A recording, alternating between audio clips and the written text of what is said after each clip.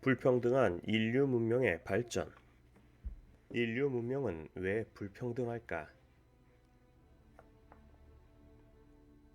왜 우리들은 백인들처럼 좋은 물건들을 만들지 못하는 겁니까?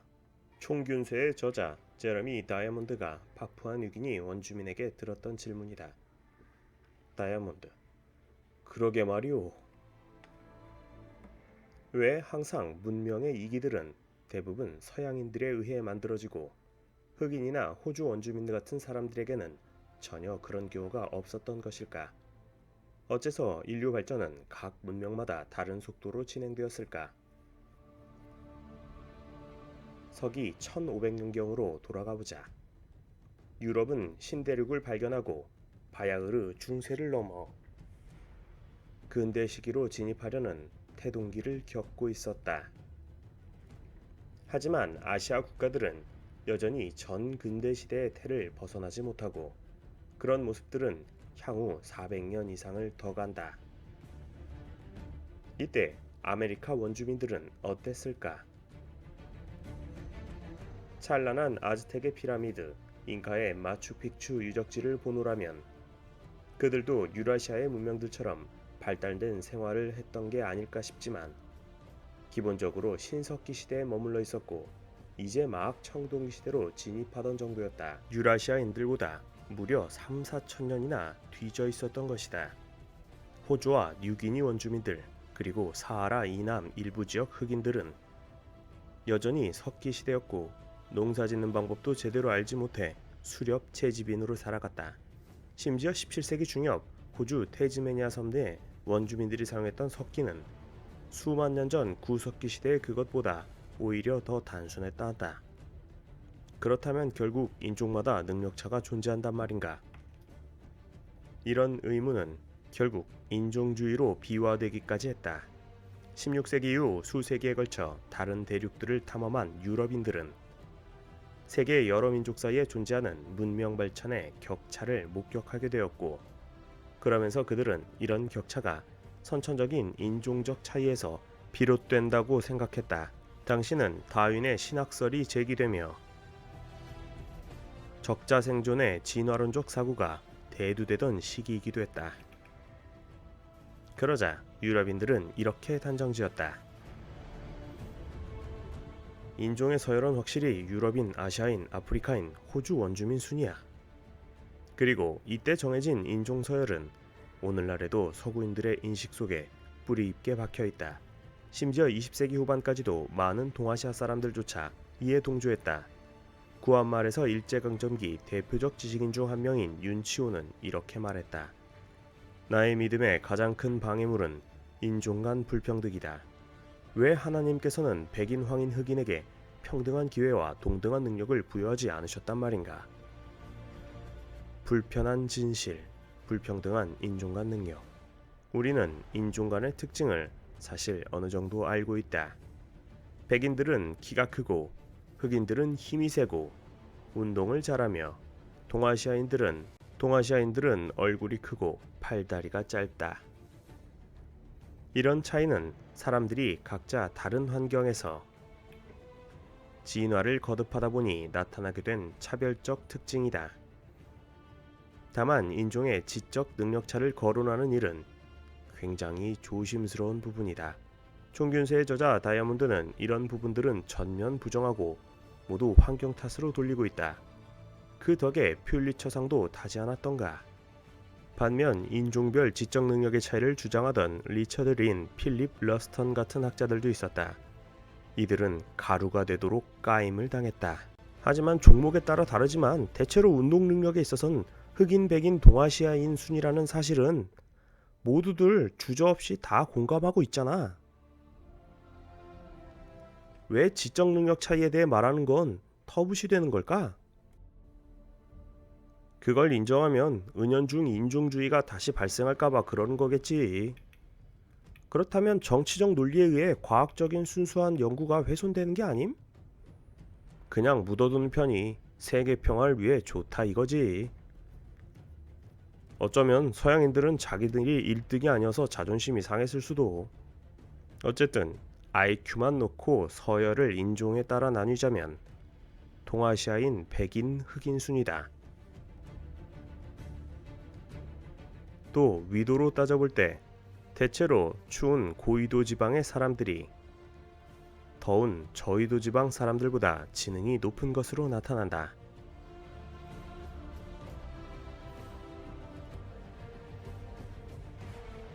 여기에 대해 인류학자들은 이렇게 설명하고 있다.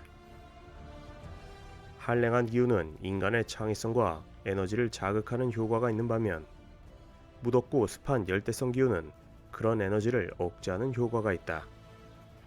철에 따라 바뀌는 고위도 지방의 기후에서는 계절 변화가 없는 열대성 기후에 비하여 해결해야 할 문제들이 훨씬 더 다양할 수밖에 없다. 따뜻한 집을 지어야 하고 따뜻한 옷을 만들어야 했으니 더 기술적으로 창의적이어야 살아남을 수 있었다. 반면 열대지방에서는 비교적 단순한 집을 지어도 됐고 옷은 차라리 장식에 가까웠으니 아무래도 노력을 게을리할 수밖에 없다. 필요가 발전을 만든다. 문명 발전에 필요한 것은 똑똑함이 아니다. 게르만족들은 백인들 중에서 가장 IQ가 높다. 평균 IQ가 100 정도로 남유럽 97, 중동 84보다 높다. 그런데 3000년 전 중동인들이 마차를 타고 석조 건물에서 살고 문학을 즐기며 예술을 감상하고 있을 때 게르만족들은 돌도끼나 들고 우가우가하며 살았다. 1500년 전 동아시아인들이 철학과 사상을 연구하고 인공 운하를 만들고 나침반을 이용해 원해를 항해하고 있을 때 그때도 게르만족들은 원시 부족 집단을 형성하여 누더기 같은 옷이나 걸치고 오두막집에서 가축과 뒤엉켜 살았다.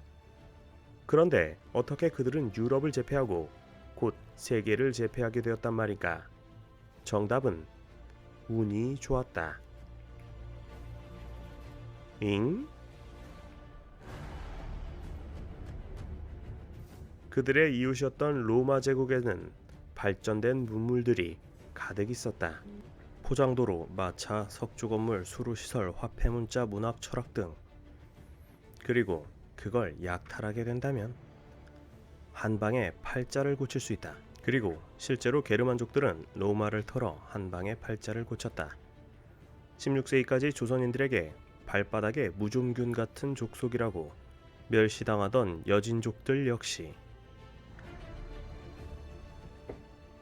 입관 후 중원의 찬란한 문명을 약탈하여 한 방에 팔자를 고쳤으니 당시 조선 사신단들은 오히려 청의 발전된 문물을 배워야 한다고 스스로 각성하게 하였던 것도 이와 비슷한 사례다. 결국 유전적인 지적 수준이 반드시 문명의 발달을 보장하지는 않는다는 것이다. 문명의 발달에는 그보다 더 중요한 게 있다. 바로 환경이다. 인류 문명의 발상지를 떠올려보자. 메소포타미아, 이집트, 인더스, 황하 모두 건조 기후대의 큰 강이다. 이런 지역에서 농사를 짓고 살아가려면 사람들은 강물이 범람하지 않도록 그리고 농토에 공급할 수 있게 대규모 수리시설과 관계시설을 만들어야 했다. 하지만 그렇게 하자면 많은 노동력이 필요했고 때문에 많은 사람들이 모여 살아야만 했다. 강물이 넘치지 않게 제방을 쌓으려면 많은 사람들의 힘이 필요하다는. 하지만 단순히 모여 살기만 한다고 끝나는 게 아니다. 사람들 중에는 일하기 싫어하는 이들도 있기 마련이다. 누구는 열심히 일하는데 누구는 농땡이나 치고. 이런 사회적인 모순을 해결하고자 계급이라는 게 생겨난다. 힘이 세거나 재산이 많은 사람들은 지배자가 되었고 반대의 경우는 노예나 예속민이 되었다. 그렇게 불평등한 계급은 생겨났던 것이다. 물론 노예제 사회는 바람직하지 않은 모습이지만 인류 문명의 발전 초기에는 노예제 사회의 출현으로 노동력을 결집시키며 문명을 비약적으로 발전시킬 수 있었다. 따라서 대규모 관계 및 수리시설에 의존해야 했던 농경 지역에서는 다른 어떤 곳보다도 빠르게 중앙집권적 관료체제가 들어설 수 있었다. 그런데 중국을 제외하면 이들 지역들은 모두 현재 거주인종으로 봤을 때 높은 지능과 거리가 먼 지역들이다. 평균 IQ를 보면 이라크, 인도, 이집트 모두 80점대다. 그렇다면 문명의 발전은 IQ와 무관한 것이었을까? 신대륙에서도 상황은 비슷했다. 한랭한 북미 평원과 로키 산맥, 안데스 산맥의 고산지대 대신에 먼저 문명이 발생했던 곳은 중앙 아메리카의 열대우림 저지대였고 마야 문명이었다. 남아메리카에서는 페루의 해안 사막이었다. 바로 나스카 문명이었다. 이들 지역에서는 모두 관계 농업에 막대한 노동력이 필요했기 때문에 빠른 시기에 문명이 발생할 수 있었던 것으로 보인다.